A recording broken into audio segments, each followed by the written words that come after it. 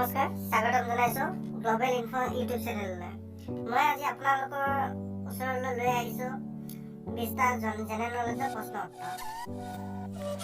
তাৰে প্ৰথমটো হৈছে আৰ্যসকল ভাৰতলৈ ক'ৰ পৰা আহিছিল? ইয়াৰ উত্তৰ হৈছে মধ্য এছিয়া। নেক্সট, সম্ৰাট অশোক কোন বংশৰ আটাইতকৈ প্ৰসিদ্ধ ৰজা আছিল? ইয়াৰ উত্তৰটো হৈছে মৌৰ্য বংশ। নেক্সট, মোগল সম্ৰাট বাবৰৰ পুত্ৰ কোন আছিল? ইয়াৰ উত্তৰ হৈছে হুমায়ুন। নেক্সট, চাৰমিনাৰ কীৰ্তিচিহ্ন ক'ত অৱস্থিত? ইয়াৰ উত্তৰটো হৈছে হায়দৰাবাদ। 2020 চনৰ অলিম্পিক ক্ৰীড়া ক'ত অনুষ্ঠিত হ'ব? ইয়াৰ উত্তৰ হৈছে টকিঅ'ত, জাপান। নেক্সট, ভাৰতৰ থৰ মৰুভূমি কাৰ পশ্চিমত অৱস্থিত? ইয়াৰ উত্তৰ হৈছে আৰাৱলী পৰ্বতৰ পশ্চিমত অৱস্থিত। আৰক্ষী সঞ্চালকৰ মুখ্য কাৰ্যালয় ক'ত অৱস্থিত? গুৱাহাটী, উলুবাৰীত। কিমান চনত পোনপ্ৰথমবাৰৰ বাবে দ্য আছাম ফ্ৰণ্টিয়াৰ পুলিচ গঠন কৰা হৈছিল? 1882।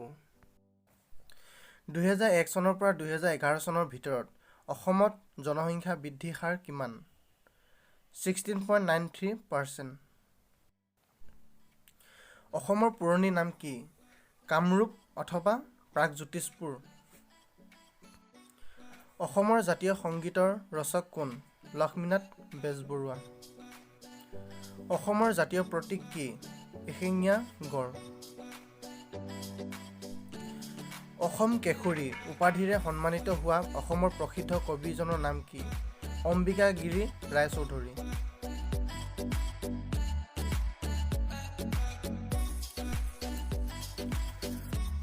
প্ৰথম অসমীয়া পুৰুষ IAS বিষয়াজনৰ নাম কি? অচ্যুত শইকীয়া। প্ৰথম অসমীয়া চলচ্চিত্ৰ নিৰ্মাতাজনৰ নাম কি? জ্যোতিপ্ৰসাদ আগৰৱালা।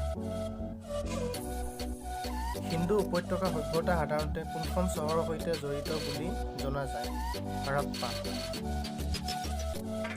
কোনজন শাসকে 997 খ্ৰীষ্টাব্দৰ পৰা 1030 খ্ৰীষ্টাব্দৰ মাজত 17 বাৰ ভাৰত আক্ৰমণ কৰিছিল? গজনী মাহমুদ।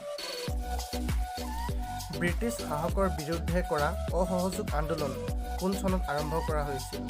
1920 চনৰ 4 ছেপ্টেম্বৰত। কথাকলি নৃত্য কোনখন ভাৰতীয় ৰাজ্যৰ লগত জড়িত? কেৰেলা। 2001 চনৰ লোকপিয়ল সমীক্ষা অনুসৰি অসমৰ ভিতৰত সৰ্বাধিক জনসংখ্যা থকা জিলাখনৰ নাম কি?